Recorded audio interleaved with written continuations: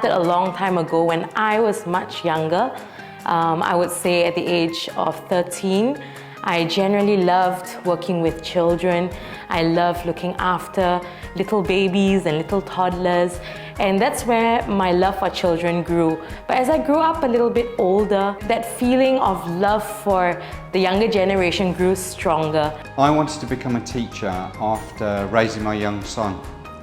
So I looked after him from when he was 6 months to 2.5 years. And that really got me interested in child development. So that's when I wanted to change my previous career and find out all about teaching. Basically, I love teaching. I love being with the children, to see them when they achieve something, to see the glow in their eyes, the smile on their faces, when they got something, when you teach them and then they got it. So this is my passion in teaching, to give them knowledge, to share what I know with them. So that's what inspires me in teaching.